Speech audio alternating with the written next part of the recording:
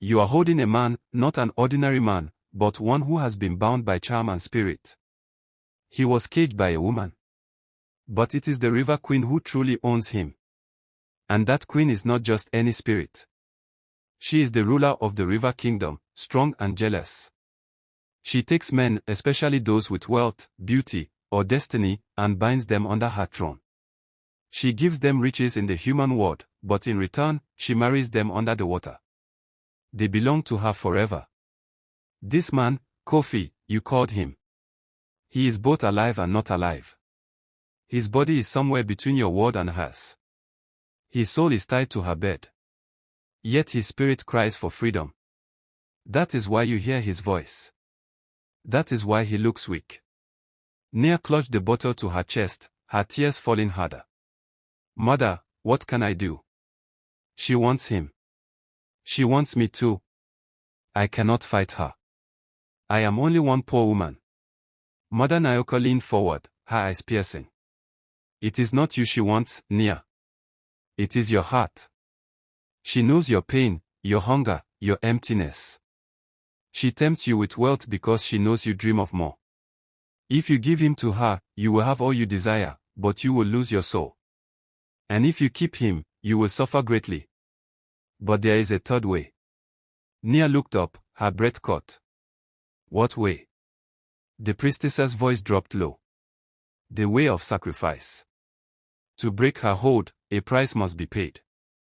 The River Queen never releases what she has taken without blood. Nia shivered, her fingers trembling on the bottle. Blood, she whispered. Mother Naoko nodded.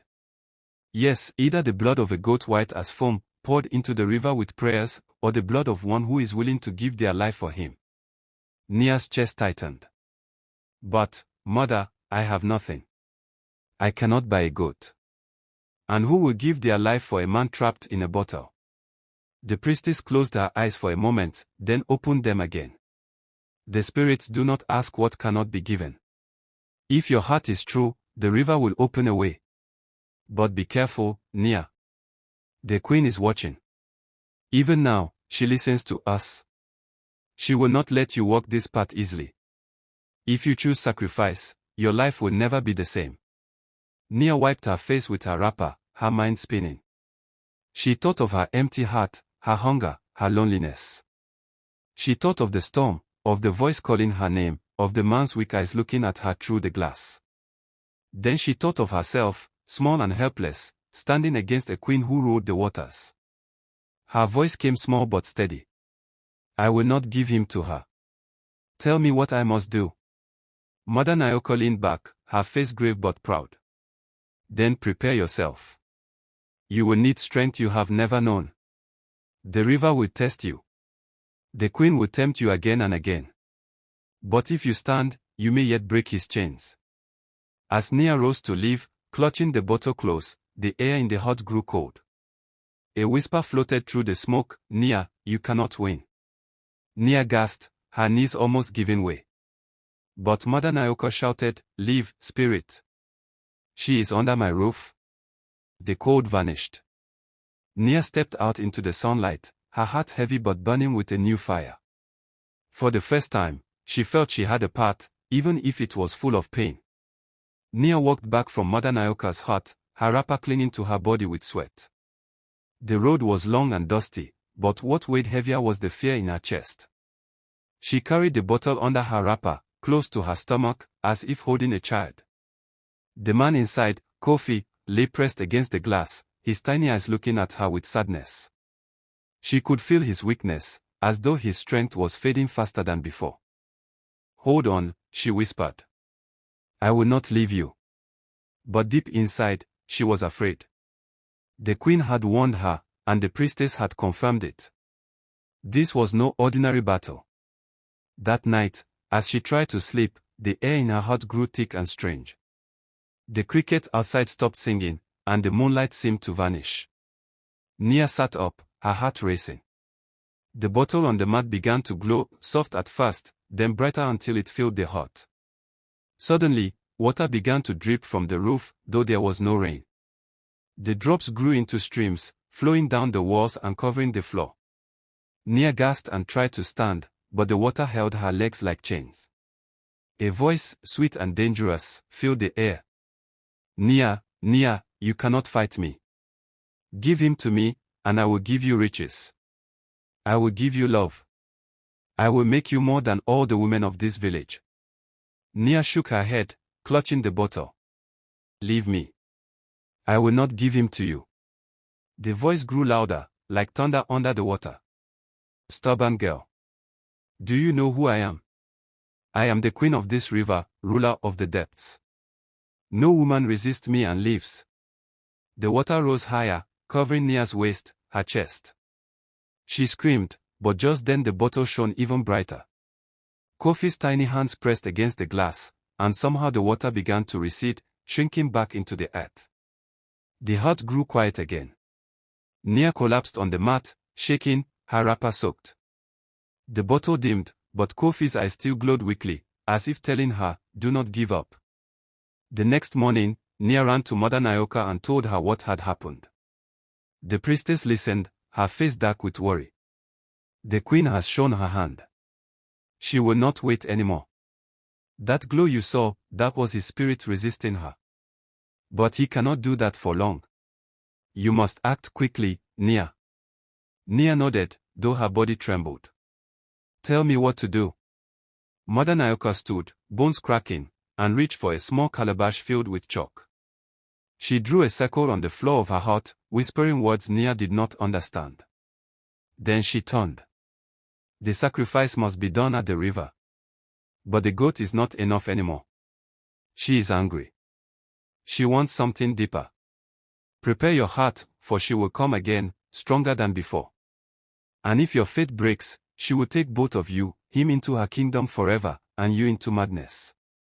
I am ready, Nia whispered, but in truth, she was not. She returned home and began to gather what little she had, palm oil, white cloth, a small gourd of water.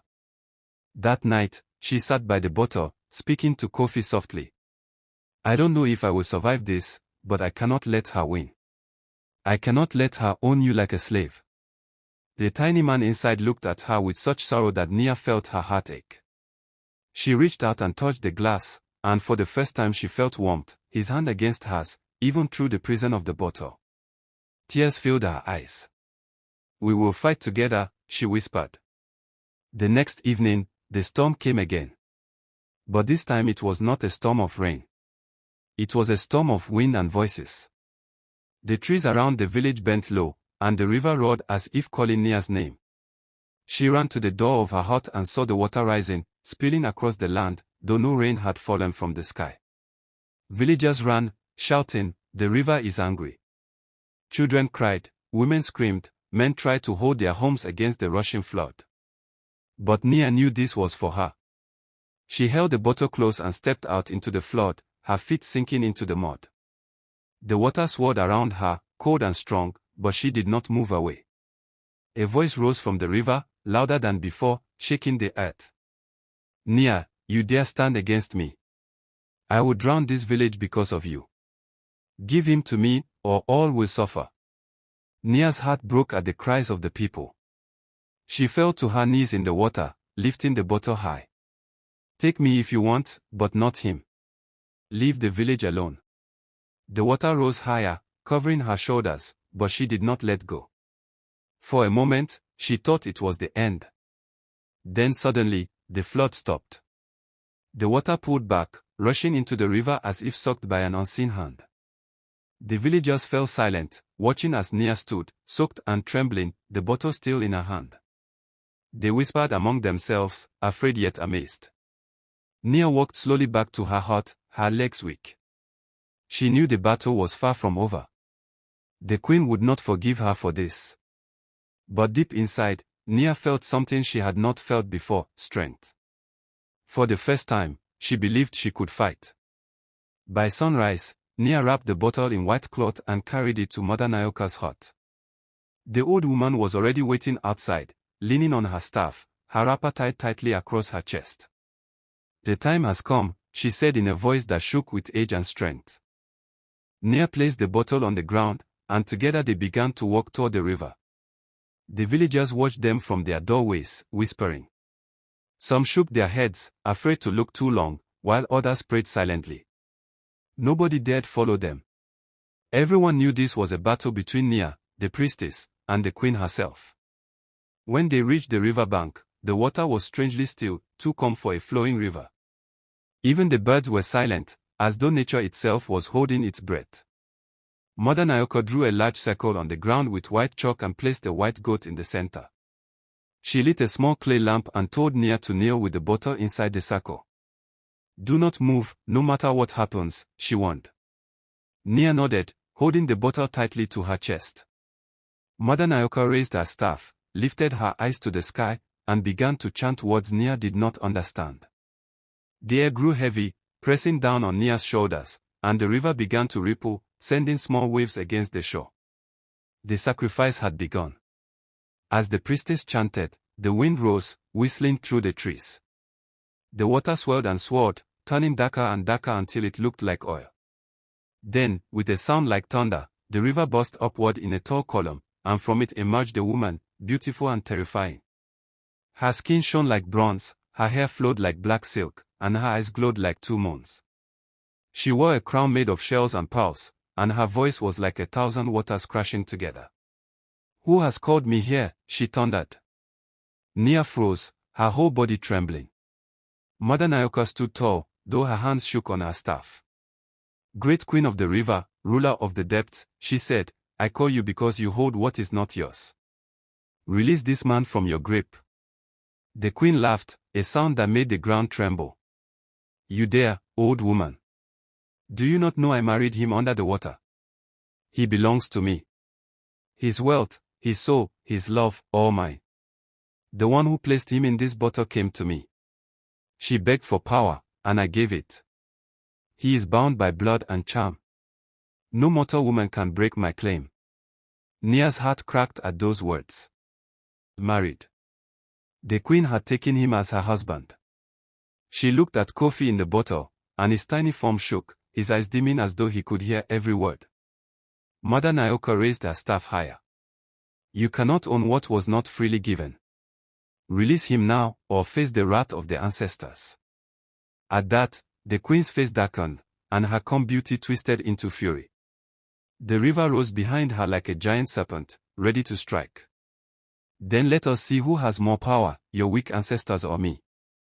The battle began with a roar. The queen lifted her hand, and waves exploded from the river, crashing against the shore. Water rushed into the circle, trying to drown Nia, but the chalk line glowed white, holding the flood back like a wall. Nia held the bottle tighter, pressing it against her chest, whispering, hold on, Kofi. Mother Naoko struck her staff against the ground 3 times, shouting words of power. The earth shook, and from the sky came a rush of wind, scattering the waves. The goat in the circle bleated in terror, and then, with one swift motion, the priestess cut its throat, letting the blood spill into the soil. The ground drank the blood, and the white chalk circle blazed brighter. The queen screamed, her voice shattering branches from trees. You think blood can stop me? I am the mother of waters. I am the bride of kings. No one resists me and lives. She raised both hands, and the river rose into a wall taller than the trees, ready to crush them all. Nia closed her eyes, clutching the bottle, praying with all her heart. Suddenly, the bottle began to shine again, brighter than ever before. The light pierced through the water, striking the queen in the chest. She staggered, screaming in rage. No. He is mine. But in that moment, Nia saw something, Kofi's eyes inside the bottle, glowing with a faint light of hope. It was as though he was fighting back too, helping her. Nia's tears streamed down her face as she whispered, we are together. We will not give up. The queen roared and hurled the great wave forward, and the entire river crashed toward them like a mountain. The ground shook, the air split, and everything went down. When the great wave struck, Nia thought her life had ended. The noise was louder than thunder, and the weight of the water pressed down on her chest until she could not breathe. She tried to scream, but her mouth filled with river water. Her hands clung tightly to the bottle, refusing to let go, even as the current dragged her under. She thought of her mother, of her little hut, of the quiet days before this nightmare began. She thought of Kofi, the tiny man whose faint light had given her courage. She whispered his name in her heart as the water pulled her deeper, deeper, deeper. The world turned dark. No sun, no sky, no land, only endless water. Then slowly the darkness shifted, glowing with strange blue light. Nia opened her eyes and gasped. She was no longer drowning.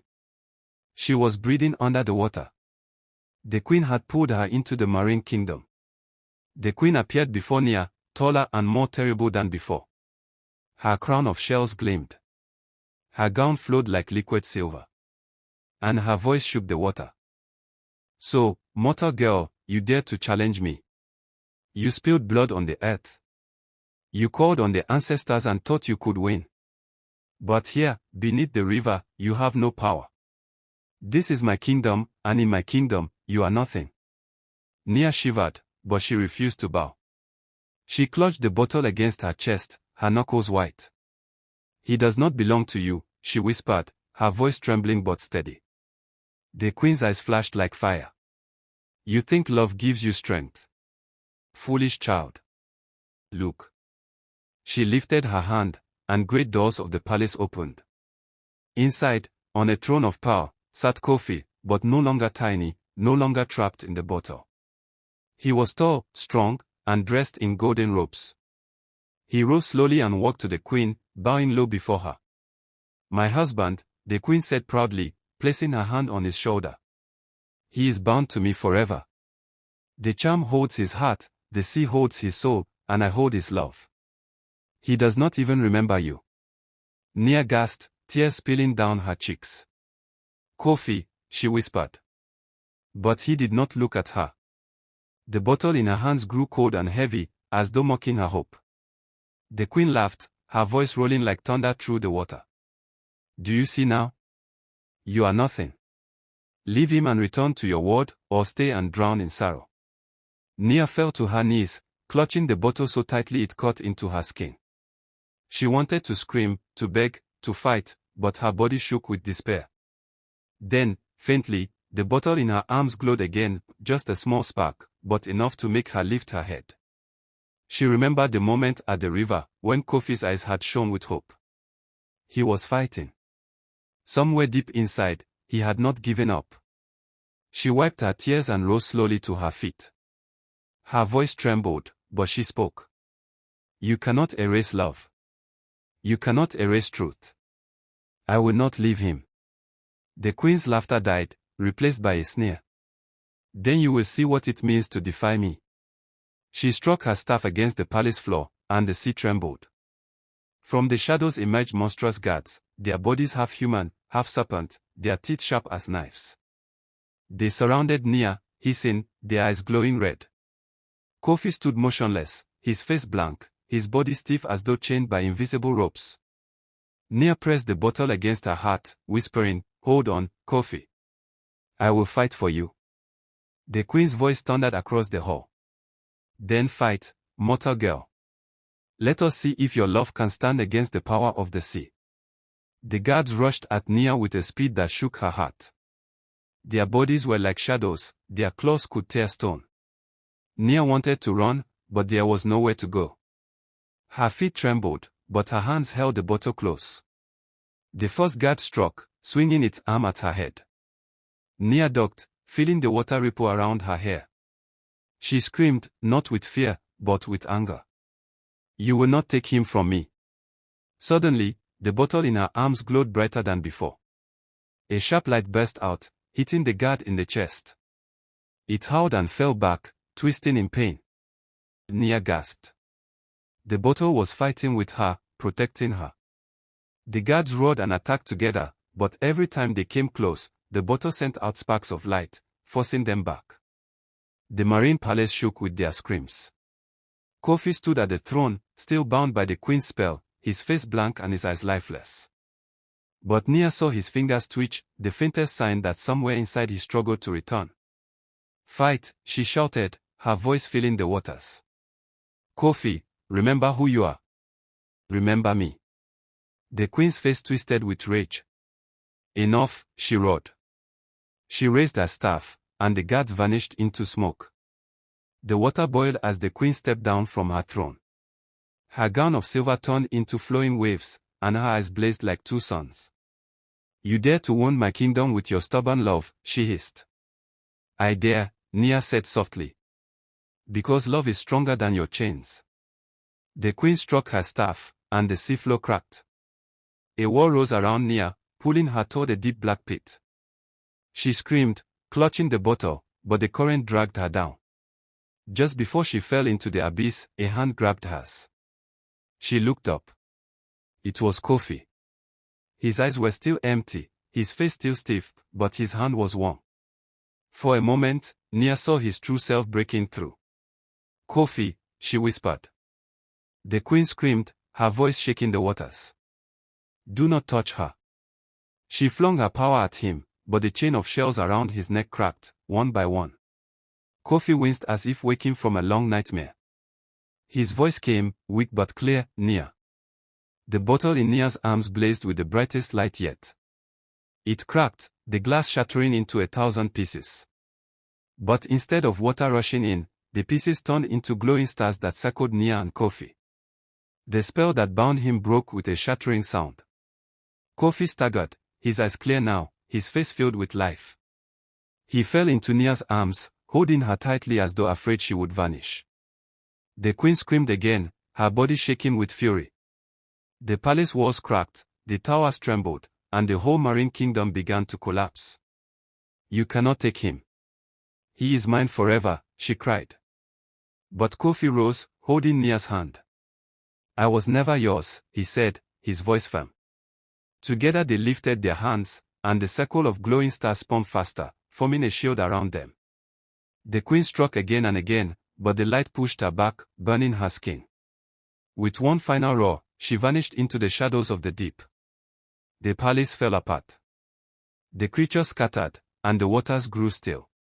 Nia and Kofi floated together, their arms locked. "You came for me," he whispered. Nia smiled through her tears. "I never left you."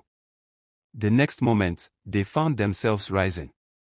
The sea carried them upward past broken towers and fleeing creatures, past shells that had lost their shine, past the fading palace of the queen. The light around them glowed brighter and brighter until at last they burst through the river surface. Nia gasped, filling her lungs with fresh air. The sky above was golden with sunset, and the village lay quiet in the distance. Kofi coughed and laughed at the same time, tears running down his cheeks. He was free.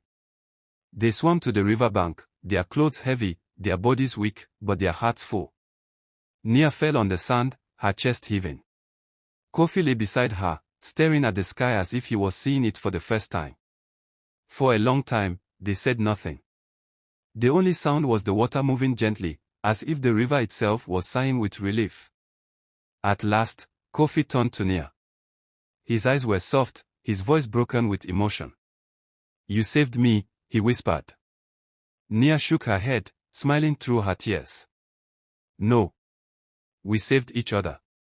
He touched her hand, and she held his, the warmth between them steady as the evening settled over Dorangi and the Olu River flowed on, quieter than before, as though the queen had finally retreated to depths where love could not follow. Morals and lessons. Love without possession, true love frees, it doesn't chain. The queen's hunger to own Kofi turned love into bondage, while Nia's love was sacrifice that set both free. Courage grows in the doing. Nia didn't begin brave, she became brave by standing, again and again. Thanks for watching. Please subscribe to my YouTube channel. See you in my next story.